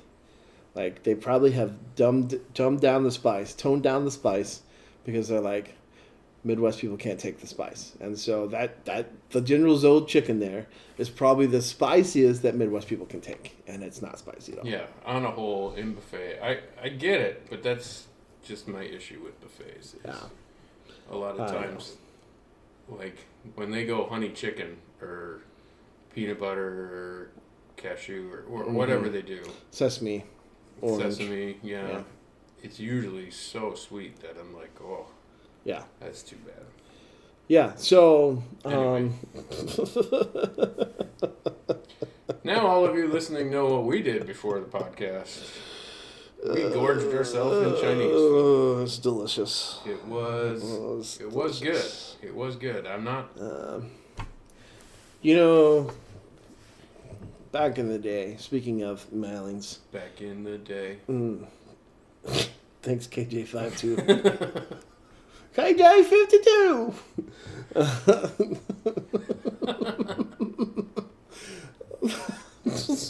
I was so cool. Back in the day. Where did you go? KJ52, you could be a sponsor. I don't know what you're doing anymore. Oh man, there's some deep cuts. If you guys are still with us, Wow. you are getting the deep You cuts. That is Either you have a really boring job, or you are too busy to pull your earbuds out of your head. or you've fallen asleep. And so, if you've fallen asleep, sweet dreams. Yeah. Sweet dreams. We hope you dream well. Back in the day, I was like, I had a thought, and then I got sidetracked. derailed by KJ52. Which I'm glad you picked up on. Yeah. Oh, yeah. Glad we were able to make that reference. Too slim. So effective. You sound like Eminem. Tie time. Oh, okay. Hole in the wall. Hole in the wall. But they would give you spice, but you'd have to ask, like they had levels of that spice, and you had to ask for They it. did it well. There you All of that just for that story. That's what I was trying to get back in the day was tie time. That is not there anymore. go. It's not there anymore. Core memories, us going to tie time, us going to Minnesota, going to the Twin Cities. Oh yeah, that was fun. We ate at some Thai food place, Yeah. and you were like, I'd like the mango dessert. And they said, no, you won't. And so then we come back to Peoria. Every time we go to Thai time, can I have the mango dessert? And they're like, yeah, mangoes are not in season. No, we cannot not have right it. now. No. And I believe, if I'm not mistaken, we never, at least you never, I didn't get it, never got the mango dessert that was on the back I have of not those. gotten that mango rice yet. Because I have no idea. I don't understand. When are understand. mangoes ripe? When is the season? And Thai time's closed, so it's a different shop Yeah, now. I It's can't. not even. I can't even go try it. So, yeah. Batman versus Superman in the theater, just you and me. That whole theater was ours. That's how good that movie was. The confusion that we had at that movie. Now, I didn't realize that you had to do homework to go watch a movie. But walking out, all of the things that you explained to me, even amidst your confusion in that movie, I was like blown away. And so, if any movie that I've ever seen defines you have to be into this genre to even attempt watching this movie. Yeah. That was it. Yeah. Because I had literally no idea what was And happening. if you haven't seen it, turn off the podcast now because we're about to spoiler alert here. But the Flash shows up in a flashback, maybe, or he actually went back in time and showed up. Yeah. Or forward in time. We're not 100%. I didn't understand sure. that part at all. I thought that was a samurai dude. I was like, what is this samurai dude? I didn't even know who he was. They don't identify him at all. It's like, oh no, it's too soon, and then he's gone again. Yeah, it's weird. It is a weird But what it does movie. bring us is Batman going, that name! Why did you say that name? That was pretty funny. How could we have moms that both have names Martha? How could How? Martha be so How? impactful? Oh, I don't want to kill you anymore. Your mom's the same name as mine. Oh, look at that. United by a name. By mom. Mm, By motherly love. Oh, man. Like Okay. Jesus. Like Jesus. Jesus. All right. Let's close out with a 2025. What's one thing you're hoping to? Doesn't have to be a New Year's resolution, but just kind of a goal for 2025. Anything you might have. Something you want to be better at, or hope that you accomplish this year. Do you want to think about it? You got one right away? Yeah, keep going. Yeah. Then. Well, I've already shared this a little bit, but my creative endeavors have been podcasting. I did that for quite some time.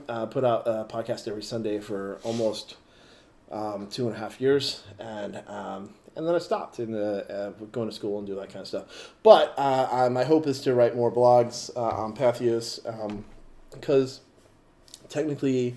Every now and then I get paid by them to do that.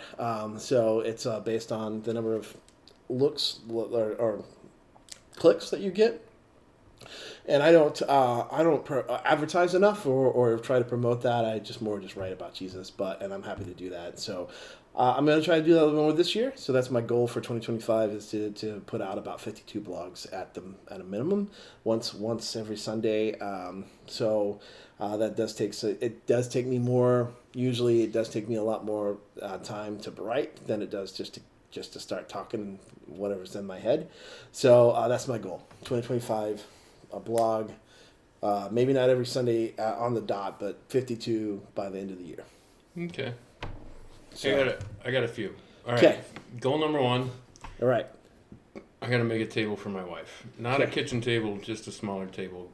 Anyway, I committed to it. I got to get it done. Okay. Second one, How close are you to it? I bought the wood, Whoop, whoop, which is whoop. kind of a big step. Step Anyway, I have a rough idea of what it's going to be. Okay. It's kind of for plan. Anyway, All right. So you're So, still I'm starting planning easy. stages. I'm starting with the easy one Okay. because that one I Okay. should be able to get done. By the time it starts getting nice Okay. outside, I Okay. should have that one down. All right. Second thing, I do want to write a devotional with my daughter. Okay. Okay, it might not happen during sabbatical because sabbatical's Okay, quickly coming to an It's end, going fast. and so I don't know when that'll happen. But I do want to write one, and we're both kind of like, I don't know. It's kind of fun, right? I think what I like about even the beginning stages of like this idea, just passing the idea back and forth, is just that we pass the idea back and forth, and so I think just that continued just conversation and moving it forward, and I don't know, it's kind of fun. So that I want to do that. Okay. So that's and then third one, I really want to finish. Like I started a project like 4 years ago for some dude. It's 2025, so now 5 years ago for some dude. I'd really like to get that done. I'd really like to. I don't know why it's taken me so long, but I just gotta like get her done. Okay. I guess I could add into mine. I'm doing school, and I should be graduating at the end of April. So that's a goal. Got 16 weeks left. Yeah. So 7 weeks per mini Second master. Does Yeah. that mean I have to call you Master Paul? Master Blaster. Master Blaster? I'm not calling you Master Blaster. I. What's your seminary? Your seminary is just a master's, right? Yeah. It's not an MDiv, right? No, I've got an MDiv. Oh. So would you put that first? MDiv Master Paul? Or would it be MA MDiv? Or would it be So it's a Master of Science. Oh. I'm actually getting. Oh. So it's a Master of this is Science the now. ironic. This is the ironic thing about my life. Okay. Okay. In the first grade, I got sent to the principal's office because I refused to do math homework or math work in the class. Okay. I literally was so, for whatever reason, I didn't know what we were doing. The first grade, I was like, I ain't doing math. Okay? Now you can't make me. And they're like, I guess you're going to the principal. My mom was a math teacher. I'm sure it's very embarrassing for my whole family. Or funny. It probably was more funny. Probably. Well, this kid. But I was like, I'm not doing math. And I've always had like a love-hate relationship with math. But, so I am actually getting a Master's of Science degree in mathematics. Okay. Data science, I mean, it's a data science, but it's within it's a Master's of Science in the mathematics department. Yeah, because I think Data science. mine's definitely a master's. Yours is Arts. probably arts, yeah. So So, I'm an MA. But anyway, so it'd be, but your it's gonna initials be- are It would probably be MDiv MS. MDiv and then an MS? The MDiv took me 90 hours. The MS is only 30. Is it based on hours? Yeah. Or is it just based on... Oh, okay. I mean like... I don't know. How they follow? No, I don't know how. This is the dumbest argument or I don't know conversation I've ever had. I don't know how. Dumbest smart conversation? I don't even... Why are we talking about this? So, but that is my goal. My goal. Blend them together and make a new word. Misdiv. I have a misdiv. All right. That's my goal. 2025 to graduate. Yeah. That's Another master's. So I've got I started my first 7 weeks today. I'll have a week off, and then I'll have 7 more weeks, and then graduation. Not going to my graduation. I had to pay for it as though I am. So a little bit about that. I had to pay $200, and they're like, "Yeah, that's for your robe and your container they hand you when you graduate." And I was like, "Well, I'm not doing that." And they're like, "Yeah, that doesn't matter." So everybody just pays that whether you show up or not. So I've generously donated to somebody's graduation fund, I guess. Maybe they'll have some extra. Maybe you should fly out there and just stick it to them anyway. It's so far away. I don't yeah. It's not so far away. It's 1 state away. I know, it's 2 states away. It's 1 state away. Well, it depends. It's 2 states. Where? Indiana, Ohio, Pennsylvania. Oh. Probably. I don't think you can get to... Can you get to Pennsylvania from it? Maybe not. Maybe it's just Indiana, Pennsylvania. I don't know. Anyway. No, you got to go through Ohio. Okay.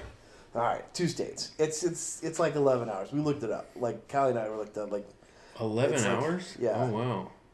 Yeah. Huh. Yeah. Or 8 to 11 hours. Somewhere in there. I don't care. It's super far away. So far. So, I'm not going to... So far. Like Texas far. Yeah. It's yeah. like Texas far. Yeah. Yeah, it is. That's actually not that much further to go to Texas. I'm graduating in April. That's a big goal. And then hopefully do something with that degree. So that's kind of the 3 things. I want to write my blog. Check it out if you like to read about Christian Jesus following kind of things. The Unbroken Ground at Patheos.com. I'm in the Evangelical Writers, and you can find me there. That's because Paul's always trying to spread the word. I'm a lot of some of the things we talked about tonight. We blogged about. I blogged about just yesterday. I blogged about the idea of, being obedient to Jesus and letting go of control and So yeah, why are you so afraid? That was my latest blog. Check it out. I am advertising because if you've made it this far, then you, I guess, might go read my blog. There you go. If you're not asleep yet, that'll put you to sleep. Yeah. So those are the 3 goals. And we're 30 seconds away from 2 hours. So what's the final thing you want to say? 2025. Would you rather? Okay. Would you rather have to go all year wearing your shoes on the wrong feet Okay. or wearing your shirts backwards? Oh, I'm wearing my shirts backwards All year? all year. Okay. I- Are you going button ups or are you going to switch to pullovers? I'm gonna stay true. Like if there's a button up, I would. You're I would buttoning it I up would do that backwards? Callie, you got to finish this button for me? Mhm. Okay. I mean, I just feel like wearing your shoes on the wrong foot seems like that's painful. It might be pretty painful. It might adjust how your toes develop for the Yeah. next year. I don't know. Okay. All right. There you go. Tune in next time. Maybe we'll do another one next month. Jim's going to the Dominican Republic, and so That's true. So we may not do one next month. I don't Who know. knows? Well, I'm sure Chaos. we'll find time. Chaos. And it'll be just like this. So if you like this, well, it'll be more of that. And if you don't like this, then you probably stopped a long time ago, and you probably aren't still listening, hoping that at hour 2, Hour 2. I think they're really gonna get into the Maybe- swing of like what. Maybe what there's I'm looking funny for. around this Yeah. corner. Maybe at hour 2, they really hit they really hitting the Who's the, ever the still spot. on, you deserve a congratulations because I don't even think I can listen to myself for 2 Yeah. hours. Yeah, send Jim an email and he'll design you a commemorative plaque out of wood for making it all the way through this Yeah, episode. there you go. It'll look great. Yeah, congratulations. Which is not. I'm not. That sounds like I think that I don't think you do. You do really good work, so it would look great. I don't want to. I don't want to like. I'm not trying to trash your work. You do a really good job. So I could do it in a minute and a half and it could not work. it'll look great. He does a really good job. Hey, if you need some woodwork, Yeah, I'm building a table. Might as well put your stuff in front of that table that I'm trying to get done because I'm really all right, good. real quick, I'm really good at that. because I need to know. How's the wood bending going? Are you in the process right now? Oh, it's terrible. Because Actually, I think Friday you went to go get more wood to bend. So did you Yeah. bend it over the weekend? I did. And I did the exact same thing I did the previous 2 times, which is super frustrating because it's just super frustrating. But I think right before I got to here, I think I did create a solution that got me the right bend. So that's a plus. I just have to install it and make sure that solution is invisible. Because yeah. Okay. Okay. Because it's a solution that you have to hide part of that board to make it bend. And so I got to make sure that actually works. Okay. Which it should, but I don't know for sure until I put it up. So if you're looking for woodworking stuff, Jim does great. Just I'm- don't ask him to bend wood. Yeah. If you ask me to bend wood, He'll tell you. it'll be a while. He'll tell you to I'm get still bent. learning. I'm still trying to figure it out. You can get bent yourself. That's what it'll say. I was really hoping it would. Anyway. All right. Did you try maybe just a little bit longer? Like, what if you maybe just maybe next time I'll try it a little bit longer. Thanks, Paul. Gee, I hope your school does really well this week. I hope they don't ask you to do anything. Cool, thanks, man. I really appreciate you Yeah. joining me in that heartfelt. I really hope you have a nice, easy week, and they don't assign you like 50 pages of reading and a whole project I really feel to that. do. I really. All right. So you're headed to what days you're headed out? Is it like 1st of February? Like towards the 1st of February you're headed out? For the Dominican? Yeah. Middle February. Middle so February. Okay. 15th. Well, maybe we'll do it before then. Yeah. 15th through the 22nd. We'll do a pre one, and then maybe in March we can do a post one. Okay. Of like, Yeah, let's talk about what happened. Yeah. And also, Travis, if you're still listening, which maybe you are, maybe you're not, I need you to applaud. Travis, you listen to this? Oh, Don't listen to Paul. Paul is going to tell you poor advice. I need you to cheer when the No. plane lands. No, you do As not loud need as to you cheer. You do not need to cheer. There's zero reason to celebrate. They're just doing what they're supposed to be doing. We can be As happy. loud as you can. Cheer No, for the plane. pilot cannot hear you. It doesn't matter. They'll feel your joy. They will. They will The know. only acceptable is if you start yelling, "Way to go, stewardess!" Nope. Cheer on the pilot. That's or what I flight need from attendant. you. What are they called now? Yeah, What's I don't the- know. You're Yeah, see, you're wading into You danger are. zone. I just wouldn't cheer. Just keep it silent. Give thanks to God. Make sure that people know that you're with Jim No. and you need to cheer the You plane don't landing. need to cheer Yeah, anymore. that's all I ask. That's one simple thing. That's all I ask. The pilot can't hear you anymore. Those doors are so locked. I'm gonna have to send Travis a message. Make sure he listens to the end of this. Hey, don't Just- listen to the end of the rest of the just- podcast. Just But at the last 3 minutes, you're really gonna want to pay attention. All right, Jim, thanks for joining me. right. If you're still listening, thank you so much. I don't know why, but I do appreciate it, and I hope you. You don't know are why blessed. you appreciate it? No, I don't know why they're still listening. I know why I appreciate it because I need validation. Well- We just talked about how we want to be loved and how we still ask those questions. They're I listening know because you're the best podcast best podcaster in the you world. can't even say that without messing that up. You're the best. That's 'cause I'm not You're the best. You're the best. There Yeah, you.